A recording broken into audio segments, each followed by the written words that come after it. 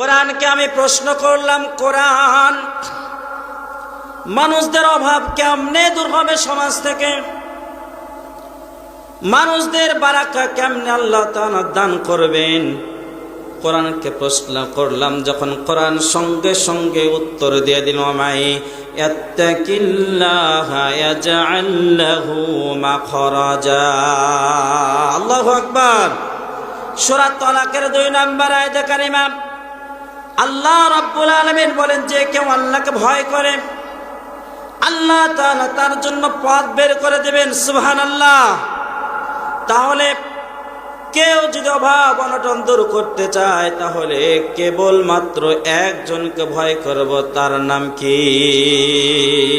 আল্লাহ রাব্বুল আলামিন বলেন, ইয়া আইয়ুহাল্লাযীনা আমানুত্তাকুল্লাহা হাক্কা তুকাতিহি ওয়া লা তামুতুন্না ইল্লা ওয়া আনতুম মুসলিমুন।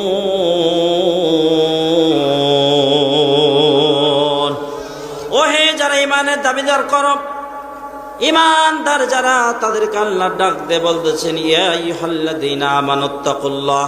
ওহে ইমানদার যারা, ভয় করো একমাত্র আমি আল্লাহ রাব্বুল আলামিনকে। হাক্কা তুকাতিহি, কেমনে ভয় করা লাগবে কোরআনে খুলে খুলে বর্ণনা করে দিচ্ছেন। আল্লাহ রাব্বুল আলামিন বলেন, যারা আমি আল্লাহ তাআলাকে ভয় করতে পারবে, আমি আল্লাহ তাআলা তাদেরকে ধারণার চাইতে অধিক হারে তাদের রিজিক আমি বাড়িয়ে দেব। বলেন না সুবহানাল্লাহ। যে ধারণা তারা জীবনে করতে পারে না, কল্পনায় নিয়ে আসে না, চিন্তাও করে না, এমন এমন উৎস থেকে আমি তাদের রিজিকের সন্ধান করে দেব। আচ্ছা, আপনাদেরকে প্রশ্ন করি, আজ থেকে 20 বছর 25 বছর আগে 1 বিঘা জমিতে কয় মণ করে ধান হতো? কয় মণ? 5 মণ 6 মণ, এরকম 7-8 মণ হতো না। 25 বছর আগে 7-8 মণ হতো না, 4-5 মণ 6 মণের খুব ঊর্ধ্বে এরকম ধান হতো। আচ্ছা, বছরে কয়বার আবাদ হতো বলেন? একবার। এখন বছরে কয়বার আবাদ হয়? এখন সারা বছরই জমিতে আবাদ হয়, ঠিক কিনা? ধান হয়, সরিষা হয়, ভুট্টা হয়, গম হয়, কালাই হয়, বেগুন, আলু, 12 মাসই এখন পাওয়া যায়। পাওয়া যায় কিনা? 12 মাসই পাওয়া যায়। আগে বছরে একবার আবাদ হতো, কিন্তু ধান হতো 4 মণ, 5 মণ, 6 মণ। এখন বছরে 3 বার ধান লাগিয়ে কয় মণ ধান পাওয়া যায় বিঘাতে? কথা বলেন, কথা বলেন। 1 বিঘাতে কয় মণ ধান পাওয়া যায়? 20 মণ, 30 মণ, 40 মণ। ফাতেমা নামে একটা ধান উঠেছে, 50 মণ হয়। ধানের নাম কি? ফাতেমা ধান। 50 মণ এখন হয়। আমার মুসলমান ভাইয়েরা, বলেন তো, যাদের বয়স এখন 50 বছর, কোনোদিন কি কল্পনা করেছিলেন 1 বিঘাতে 50 মণ ধান হবে? আল্লাহ রাব্বুল আলামিন বলেন, ওয়া ইয়ারযুকুহু মিন হাইসু লা ইয়াহতাসিব। আল্লাহ রাব্বুল আলামিন বলেন, তোমাদের ধারণাতে উৎস থেকে আমি আল্লাহ রাব্বুল আলামিন তোমাদের রিজিকের ব্যবস্থা করে দেব। সুবহানাল্লাহ। তাহলে যদি আমরা আল্লাহকে ভয় করে রিজিকের ব্যবস্থা করে দেবেন কে? আল্লাহ রাব্বুল আলামিন যদি আমাদের রিজিকের ব্যবস্থা করে দেয়, আমাদের অভাব অনটন কি আর থাকবে নাকি? আমার মুসলমান ভাইয়েরা, এরপর আল্লাহ তাআলা ডাক দিয়ে বলেন, গোলামেরা গোলামেরা, শোনো শোনো শোনো, যদি তোমাদের অভাব অনটন দূর করতে চাও, 2 নম্বর পয়েন্ট যেটা হচ্ছে, আল্লাহ বলেন, ওয়ামাইয়াতাওয়াক্কাল আলাল্লাহি ফাহুয়া হাসবুহু ইন্নাল্লাহা বালিগু আমরিহি কদ জাআলাল্লাহু লিকুল্লি শাইইন কদরা। আল্লাহ রাব্বুল আলামিন বলেন, যে ব্যক্তি আল্লাহর উপর নির্ভর করে, তাহলে 3 নম্বর পয়েন্ট হচ্ছে নির্ভরশীলতা। অর্থাৎ তাওয়াক্কুল করতে হবে একমাত্র কেবলমাত্র একজন উপরে, তিনি কে? আল্লাহর উপরে যদি তাওয়াক্কুল করতে পারেন, আল্লাহর উপর যদি ভরসা করতে পারেন, তাহলে আল্লাহ রাব্বুল আলামিন বলেন, যে ব্যক্তি আমি আল্লাহর উপরে নির্ভরশীলতা হবে, তার জন্য আমি আল্লাহ তাআলা যথেষ্ট। সুবহানাল্লাহ। আল্লাহ যদি আমাদের ওপর যথেষ্ট হয়ে যায়, চিন্তা আমাদের আছে? চিন্তা থাকার কোনো কারণ আছে?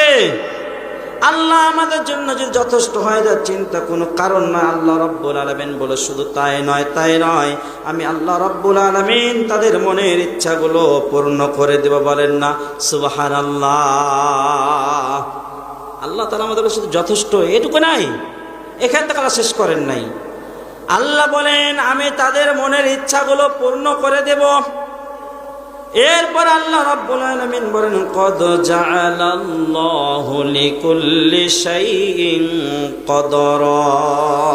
আল্লাহ সব কিছুর জন্যই কিন্তু মাত্রা স্থির করে রেখে দিয়েছেন। এখন প্রশ্ন, আল্লাহ তাআলা যদি আমাদের জন্য মাত্রা যদি সব কিছু স্থির করে রেখে দেন, বলেন তো ভাইরা, তাহলে এত আমরা দৌড়ঝাঁপ করতেছি কারণটা কি? এই পৃথিবীর জমিনে মানুষকে আল্লাহ রাব্বুল আলামিন প্রেরণ করেছেন, তার জন্য নির্দিষ্ট একটা রিজিকের ব্যবস্থা করে দিয়েছেন। মানুষ ধরুন পৃথিবীতে বাঁচবে 100 বছর, তার জন্য ধরেন 50 টন খাবার আল্লাহ তাআলা বরাদ্দ করে দিয়েছেন। এই মানুষগুলো যত সুদ খা, ঘুষ, দুর্নীতির সাথে জড়িত হোক না কেন, আর কলমের খোঁচাই দিয়ে কোটি কোটি টাকা ইনকাম করুক না কেন, আল্লাহ তাআলা ওই 50 টন খাদ্যই তাকে দেবেন। আর যদি ওই মানুষটা ইমামতি করে, কোরআনের পক্ষে থাকে, টিউশনি করে, চাকরি করে, জমিতে চাষাবাদ করে, যেভাবে করুক না কেন, এরপর ওই মানুষকে আল্লাহ তাআলা 50 টনই খাবার দেবেন। এর বেশি সে ভক্ষণ করতে পারবে না, সেই রিজিকের সন্ধানও করতে পারবে না। মানুষটা হক পথে যদি, সৎ পথে যদি সে ইনকাম করে, এরপরেও 50 টনই মানুষ রিজিকের সন্ধান করবে। আর যদি অসৎ পথে উপার্জন করে, এরপরে ওই 50 টনই খাদ্য সে উপার্জন করতে পারবে, এর চাইতে বেশি করতে পারবেন না। তাহলে কিসের এত লাফালাফি? কেন অন্যের জমিতে আপনি আল ঠেলতে যান, অন্যের জমি দখল করেন, চুরি করে মানুষের বাড়ি থেকে খাবার নিয়ে আসেন, অন্যকে মেরে, ডাকাতি করে, চুরি করে, হত্যা করে মানুষদেরকে কেমনে ভাবে আপনি ওদের অসম্পদগুলো আপনি ভক্ষণ করেন? আপনি তো ঘুরে 50 টনই খাবার পাবেন। কারণ আল্লাহ তাআলা বলেন কদ জাআলাল্লাহু লিকুল্লি শাইইন কদরা। আমি তাদের জন্য সব কিছু স্থির করে রেখে দিয়েছি। গভীর মনোযোগ দিয়ে কথাগুলো শুনবেন আর ভাববেন। যারা অন্যায় পথে মানুষ অর্থ সম্পদ উপার্জনে ব্যস্ত রয়েছেন, তারা ভালো করে শুনে নেন।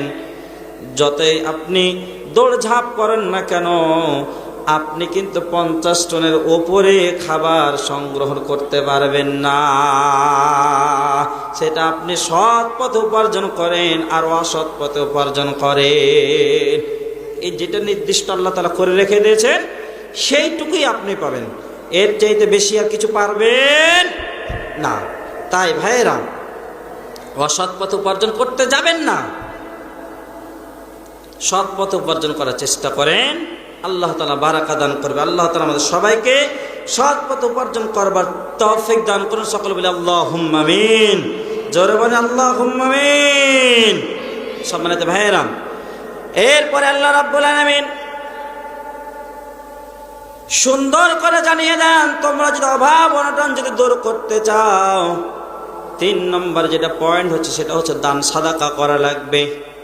আল্লাহ রাব্বুল আলামিন বলেন মাউদাল্লাযী করিদুল্লাহ করদান হাসানা ফায়ুদাইফাহু লাহু আদআফান কাসীরা ওয়াল্লাহু ইয়াকবিতু ওয়া ইয়াবসিতু ওয়া ইলাইহি তুরজাউন।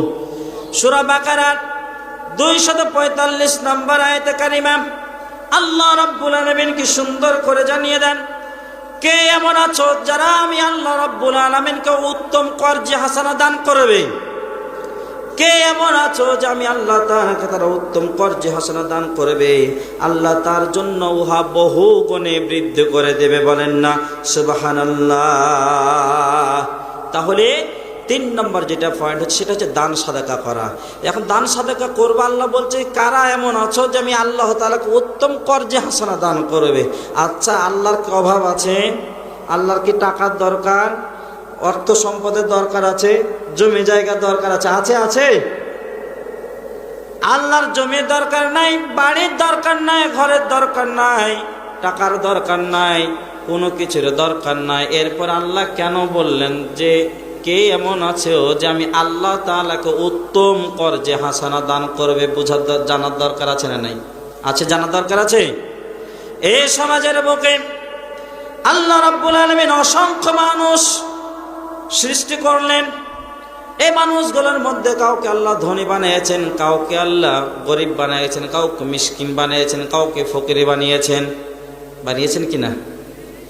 এই গরিব অসহায় ফকির মিসকিনকে দুনিয়ার কোনো মানুষ যদি সাহায্য করে, বিপদ মুসিবত যদি কোনো মানুষকে সাহায্য করে, গ্রামের একজন প্রতিবেশী অসুস্থর মধ্যে পড়ে গিয়েছে, টাকার অভাবে চিকিৎসা করতে পারে না, কেউ যদি ওই অভাবী মানুষটাকে, রুগ্ন মানুষটাকে যদি টাকা দিয়ে, পয়সা দিয়ে, অর্থ দিয়ে, মেধা দিয়ে যদি সহযোগিতা করে, চিকিৎসা দিয়ে যদি সহযোগিতা করে, এরপরে দুনিয়াতে কোরআন শিক্ষার জন্য, কোরআন তেলাওয়াত করার জন্য, আল্লাহর ইবাদত বন্দেগী করবার জন্য, আল্লাহ দ্বীন প্রচার আর প্রসার করবার জন্য যদি কেউ অর্থ ব্যয় করে, তাহলে সেইটা হচ্ছে আল্লাহ তাআলার কাছে কর্জে হাসানা, বলেন না ঠিক কিনা?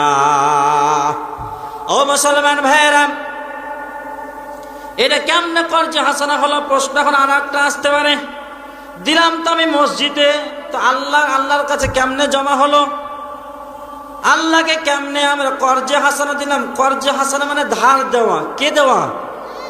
ধার দেওয়া। যে টাকাটা দেওয়ার পরে আবার পাওয়া যায়, পাবার আশা যে টাকাটা মানুষকে আপনি ধার দেন, এটা হচ্ছে কর্জে হাসানা। তাহলে এই মসজিদে দিলাম, আল্লাহর কাছে কেমনে আমাদের টাকাটা জমা হলো? আল্লাহ রাব্বুল আলামিন সুন্দর করে জানিয়ে দেন কোরআনুল কারীমের মাধ্যমে, ও দুনিয়ার মানুষেরা, জান্নাত যদি পেতে চাও তাহলে তোমাদের ধন সম্পদ, জীবন, সব কিছু আমি আল্লাহ তাআলার কাছে বিক্রয় করে দিতে হবে। আল্লাহ রাব্বুল আলামিন বলেন, ইন্নাল্লাহা আশতারা মিনাল মুমিনিনা আনফুসাহুম ওয়া আমওয়ালাহুম বিআন্না লাহুমুল জান্নাহ। আল্লাহু আকবার। আল্লাহ রাব্বুল আলামিন বলেন, ইন্নাল্লাহা আশতারা মিনাল মুমিনিনা আনফুসাহুম ওয়া আমওয়ালাহুম, আমি মুমিনদের জান এবং মাল ক্রয় করে নিয়েছি, কিনে নিয়েছি কেবলমাত্র জান্নাতের বিনিময়ে। সুবহানাল্লাহ। আল্লাহ তাআলা জান এবং মাল আমাদের কিনে নিয়েছেন জান্নাতের বিনিময়ে। তাহলে বলেন তো মুসলমান ভাইয়েরা, আমাদের যে অর্থ সম্পদ আল্লাহ তাআলা দিয়েছেন, এই অর্থ সম্পদের যদি জান্নাত পেতে চায়, তাহলে অর্থ সম্পদ কার কাছে আমরা বিক্রি করব? আল্লাহর কাছে বিক্রি করব। তাহলে আল্লাহ আমাদেরকে জান্নাত দেবে। যদি আমরা দিতে পারি তাহলে আল্লাহ আমাদের জান্নাত দেবে। আর যদি আমরা অর্থ সম্পদের মায়া মোহাব্বত পড়ে গিয়ে দুনিয়াতে আমরা অর্থের বড়াই করে আল্লাহর সঙ্গে পাল্লা দিতে চাই, জান্নাতকে আমাদের নসিবে জুটবে। আল্লাহ তাআলা খড়ি বানায়া জাহান্নামে ঢুকাবেন। বিশ্ব নবী সুন্দর করে হাদিসের মাধ্যমে জানিয়ে দেন, ওমান দা বিদাওয়াল জাহিলিয়াতি ফাহুয়া মিন সুসাই জাহান্নাম ওয়া ইন সামা ওয়া সাল্লা ওয়া সাহামান্নাহুল মুসলিম। আল্লাহর নবী সুন্দর করে জানিয়ে দেন, কেউ যদি আমার রাস্তা বাদ দিয়ে, কোরআনের রাস্তা বাদ দিয়ে অন্য কোনো খাতে তারা মানুষদের জীবনটা উৎসর্গ করে, অর্থাৎ মানুষদেরকে যে আহ্বান করে, ডাক দেয় মানুষদের তৈরি করা মতবাদের দিকে, জাহিলিয়াতের যুগে কেউ যদি নিজেদের সময়গুলো ব্যয় করে, আমি আল্লাহর নবী বলেন ওই লোকটা হচ্ছে জাহান্নামী। আল্লাহর নবীকে সাহাবীরা জিজ্ঞাসা করলেন, ইয়া রাসূলুল্লাহ, ওই লোকটা যদি হজ করে, যদি নামাজ পড়ে, যদি রোজা করে, আল্লাহর নবী বললেন ওই লোকটা নামাজ পড়লে হাজী সাহেব হলেও রোজা যদি করে, এরপরে আল্লাহ রাব্বুল আলামিন বলেন ও দুনিয়ার মানুষেরা, ওই লোকটা যদি মুসলমানও নিজেকে দাবি করে, আল্লাহর রাসূল সুন্দর করে জানিয়ে দেন ওই ব্যক্তিটা হবে জাহান্নামের খড়ি। নামাজ পড়লেন রে মুসলমান, রোজাও করলেন, হজও করলেন, দান সাদাকাও করলেন, কিন্তু কোরআনের বিপক্ষে গেলেন যখন, মানুষদেরকে দুনিয়ার মানুষের তৈরি করা মতবাদের দিকে ডাকলেন যখন, তারপরে কষ্ট করলেন জমিনে, কিন্তু জাহান্নামের খড়ি আল্লাহ তাআলা বানাবে। এই জন্য কোরআনের বিপক্ষে আমাদের যাওয়া যাবে না, কোরআনের বিপক্ষে মানুষদেরকে আহ্বান করা যাবে না, দুনিয়ার কোনো মানুষদের পথে আর মতের দিকে ডাকা যাবে না, একমাত্র ডাকতে হবে কেবলমাত্র ইসলামের পক্ষে। সম্মানিত ভাইয়েরা, তাই আজকে উদাত্ত আহ্বান জানাই, এই বাংলাদেশটা এমন একটা পরিবেশ ছিল, আজ থেকে প্রায় 3 মাস পূর্বে যে পরিবেশ ছিল না আজকের যে পরিবেশ, অনেক পার্থক্য, কথা বলেন ঠিক কিনা? এর পূর্বে এই সমাজটাকে তারা জাহিলিয়াতের যুগে পরিণত করতে আরম্ভ করেছিল, সমাজের মানুষগুলোকে তারা ধ্বংসের পথে ঠেলে দিয়েছিল। ফেরাউন যেমন করে এই সমাজে মানুষদেরকে ধ্বংসের পথে ঠেলে দিয়েছিল, সে যে এই ফেরাউন যেমন ভাবে কিছু অস্ত্র, যেমন ভাবে কিছু পরিকল্পনা নিয়েছিল সমাজ, এই ফেরাউন 40টা বছরকে 4টা ভাগে ভাগ করে দিয়েছিল। প্রথম 10 বছর এই সমাজে যারা ইসলামের পথে মানুষদেরকে আহ্বান করবে, এই মানুষদের ধরতো আর মারতো আর জেলের মধ্যে ভরতো। এরপরে এই সমাজের মধ্যে তারা শিক্ষা ব্যবস্থাকে তারা ধ্বংস করে দিয়েছিল। আমাদের বাংলাদেশের শিক্ষা ব্যবস্থাকে এখন ধ্বংসের পথে কিনা? আমাদের বাংলাদেশের শিক্ষা ব্যবস্থা এমন করে দিয়েছিল, মুসলমানদের মাদ্রাসার বই পর্যন্ত তারা দুর্গা পূজার ছবি তারা উঠে দিয়েছিল, কথা বলেন ঠিক কিনা? বাংলাদেশের মুসলমানদের বইয়ে তারা ডারউইনের মতবাদ তুলে দিয়ে তারা মুসলমানদেরকে বান্দরের বাচ্চা বানাতে চেয়েছিল, কথা বলেন ঠিক কিনা? আমরা স্পষ্ট ভাষায় জানিয়ে দিতে চাই, আমরা মুসলমান হযরত আদম আলাইহিস সালামের সন্তান, আমরা হচ্ছে বিশ্ব নবীর ওয়ারিস, আমরা হচ্ছে জমিনে মুসলমানের সন্তান, আল্লাহ তাআলার আমরা হচ্ছে বান্দা, বিশ্ব নবীর উম্মত। আমাদের পরিচয় হচ্ছে এক মুসলমান, আমরা বান্দরের বাচ্চা নয়। বান্দরের বাচ্চা যারা শিক্ষা দিতে এসেছিল তারা হচ্ছে বান্দরের বাচ্চা, কথা বলেন ঠিক কিনা? আমরা স্পষ্ট ভাষায় জানিয়ে দিতে চাই, যারা এই বাংলার জমিনে যারা শিক্ষা ব্যবস্থাকে ধ্বংসের জন্য যারা উঠে পড়ে লেগেছিল, তাদেরকে বাংলার জমিনে টিকতে দেওয়া হয় নাই। এখনো যারা ষড়যন্ত্র করতে চায়, বাংলাদেশের মুসলমানদেরকে বান্দরের বাচ্চা বানাতে চায়, বাংলাদেশের মুসলমানদেরকে বিতর্কিত করতে চায়, তাদেরকে বাংলার জমিনে স্থান দেওয়া হবে না, হবে না, হবে না। আওয়াজ দিয়ে বলেন ঠিক কিনা?